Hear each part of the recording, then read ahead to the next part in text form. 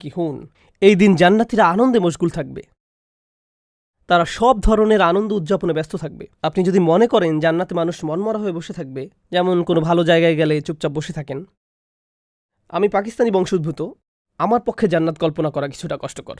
আপনাদের বলছি কেন। পাকিস্তানি সমাজে আপনি যদি সত্যিই ধনী কোনো বাড়িতে বাস করেন, তাহলে আপনাকে বাড়ির সর্বত্র কাচের তৈরি বিভিন্ন আসবাবপত্র দিয়ে সাজিয়ে রাখতে হবে, যেটা একজন মানুষের স্বাভাবিক চলাফেরায় বাধার সৃষ্টি করে। এবং এই জন্য যদি আপনি কোথাও বসেন, আপনাকে মূর্তির মতো বসে থাকতে হবে, কারণ বেশি নড়াচড়া করলে কোথাও কিছু একটা পরে ভেঙে যেতে পারে, কাচের কোনো পাত্র, কাচের হাঁস বা এরকম কিছু একটা। আর কোনো বাচ্চা যখন একটু বেশি খেলাধুলা করে, ওহ, যদি দেখতেন মা কিভাবে বাচ্চার দিকে অগ্নিদৃষ্টি নিক্ষেপ করে। যেমন তার বন্ধু আসায় ছোট করিম একটু বেশি দুষ্টামি করছে, এখন তো মায়ের পক্ষে বকা দেওয়া সম্ভব না, কারণ বাসায় গেস্ট আছে, আর মেহমানের সামনে বকা দেওয়া দৃষ্টিকট একটু হারামের মতো। তাই তিনি কি করেন, মুখে কৃত্রিম হাসির রেখা টেনে দাঁত কর্মর করে রাগান্বিত দৃষ্টিতে তাকান আর বলেন, করিম, তোমার সাথে একটু কথা বলবো, রান্নাঘরে আসে তো। বিষয়টা দারুণ। আমি তাই যখন কোনো সুন্দর জায়গার কথা চিন্তা করি, মনে মনে ভাবি সেখানে মনে হয় নিজের মতো করে থাকতে পারবো না। কিন্তু কোরআন আমাদেরকে বলছে তোমরা জান্নাতে সব ধরনের আনন্দ বিনোদনে মশগুল থাকবে। ও, আমি আমার পাকিস্তানি সংস্কৃতি নিয়ে আরেকটা ব্যাপার বলতে চাই। জানেন আমরা বাচ্চাদের সাথে কেমন আচরণ করি? আমরা নিশ্চিত করতে চাই যে তারা যেন আনন্দে না থাকে। হয়তো সে তার খেলনা নিয়ে খুব মাতামাতি করছে, ইয়ে, মা তখন কাছে এসে বলে, তুমি কি কিছু সময়ের জন্য মানুষ হতে পারবে? সে তো শুধু একজন সাধারণ বাচ্চার মতো খেলছে, সে খুশিতে আছে। আপনি তার কাছে কি আশা করেন? এখনই তাকে একজন লাইব্রেরিয়ানের মতো রাখতে চান? তাকে তার মতো খেলতে দিন, তাকে তার মতো খেলতে দিন। প্রসঙ্গত, এই আচরণ আরব বাচ্চাদের সাথে করা আচরণের সম্পূর্ণ বিপরীত। আরব বাচ্চারা যা খুশি তাই করতে পারে, যা খুশি তাই। এখানে আরব যারা আছেন তাদের সাধুবাদ। আপনাদের বাচ্চারা কোনো কিছুকেই ভয় পায় না, কোনো কিছুকেই না, কোনো কিছুকেই না। আপনি যদি কোনো আরব বাচ্চাকে গিয়ে বলেন, আমি তোমার বাবাকে বলে দেব, কিন্তু সে তখন বলবে, ও তাই, এই যে তার নাম্বার নেন, যান বলেন। তাদের কাছে এটা কোনো ব্যাপারই না। যাই হোক, যাই হোক, আমাকে আসল আলোচনায় ফিরে আসতে হচ্ছে। এদিন জান্নাতীরা সব ধরনের আনন্দে মশগুল থাকবে। শুগলিন, ব্যস্ত কার্যকলাপে মেতে থাকবে, আড্ডা দিবে, ঘুরতে যাবে, এখানে পার্টি করছে, ওখানে খেলাধুলা করছে।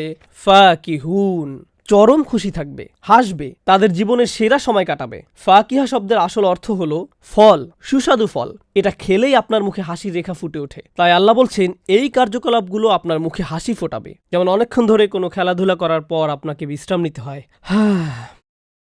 সেখানে এমন একটি কাজও থাকবে না যা করলে আপনি ক্লান্ত হয়ে যাবেন। এক পর্যায়ে আপনি ব্যাপারটা খুব উপভোগ করেছেন, কিন্তু তারপর আস্তে আস্তে নিস্তেজ হয়ে পড়েন। আপনি জানতেন না কখন থামবেন। না, অনেক হয়েছে, এবার আমাকে থামতে হবে। অথবা কোনো বৈঠকে আপনি অপেক্ষা করছেন কখন প্রথম ব্যক্তিটি বের হবে, কারণ আপনি সবার আগে চলে যাওয়া ব্যক্তিটি হতে চান না। তারপর যখন প্রথম ব্যক্তিটি বের হয়ে যায়, আপনি তখন বলে ওঠেন, আমাকেও যেতে হবে। কিন্তু জান্নাতে মানুষ শুধু পার্টি করতে থাকবে, আর তারা কখনোই বিরক্ত হবে না। শুধু সুখ আর সুখ। ফি শুগলিন ফাকিহুন। কেন? কারণ তাদের আমলনামাকে উপেক্ষা করা হয়েছে। নাকতুবু মা কদ্দামু ওয়া আসারহুম।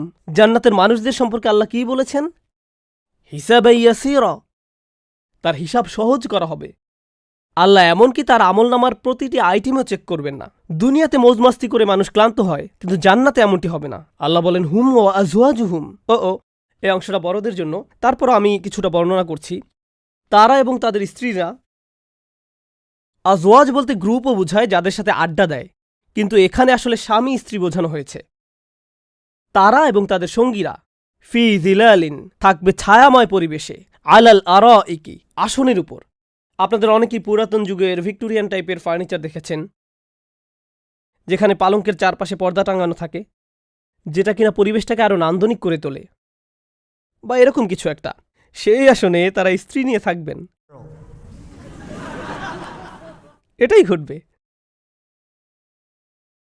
তারপর আল্লাহ বলেন মুত্তাকিউন, তারা হেলান দিয়ে বসে আরাম করবে, কিন্তু ঘুমিয়ে পড়বে না। বিছানা তো ঘুমানোর জন্য, কিন্তু তারা ঘুমাবেন না। তারা ঘুমাবেন না কারণ জান্নাতে কি নেই? জান্নাতে কোনো ঘুম নেই। আল্লাহ চান না আপনি যেন এক মুহূর্তের আনন্দও মিস করেন, এক মুহূর্তের সুখও মিস করেন। প্রসঙ্গত, দুনিয়াতে যদি এইরকম আনন্দের একটা রূপ বর্তমান না থাকতো, তাহলে আমাদের পক্ষে এসব আনন্দ উপলব্ধি করা সম্ভব হতো না। লাহুম ফিহা ফাকিহাতুন ওয়া লাহুম মা ইয়াদদাউন, এবং থাকবে তারা যা চাইবে তাই। আপনি যদি ক্ষুধা অনুভব করেন তখন কোথায় যান? রান্নাঘরে। কিন্তু আল্লাহ বলছেন ওই বিছানার ঠিক পাশেই তাদের জন্য থাকবে সব ধরনের ফলমূল। আপনাকে এমনকি উঠতেও হবে না, আর আপনি এমনকি বিছানায় বসেও খেতে পারবেন। বোনেরা হয়তো ব্যাপারটাকে অ্যাপ্রিসিয়েট করছেন না। ঠিক আছে, আপনি বিছানায় বসেও খেতে পারেন, আর স্ট্রবেরি গলে নতুন চাদরে পড়তে পারে, আর কোনো দাগও পড়বে না।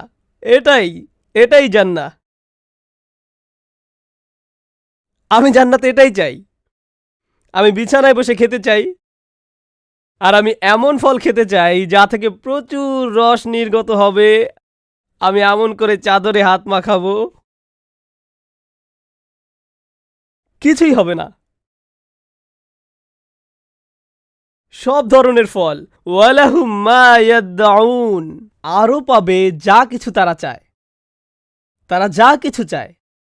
আপনি জান্নাতে আছেন, আল্লাহ আপনাকে এত এত কিছু দিয়েছেন, এখন আরও কিছু চাইতে গেলে আপনি হয়তো লজ্জা পেতে পারেন। কারো বাসায় গিয়ে তো আপনি এমন করেন না। তারা কাবাব, চিকেন সহ হরেক রকমের খাবার এনে আপনার সামনে জড়ো করলো, তখন বললেন আপনাদের কাছে ক্যাচআপ হবে?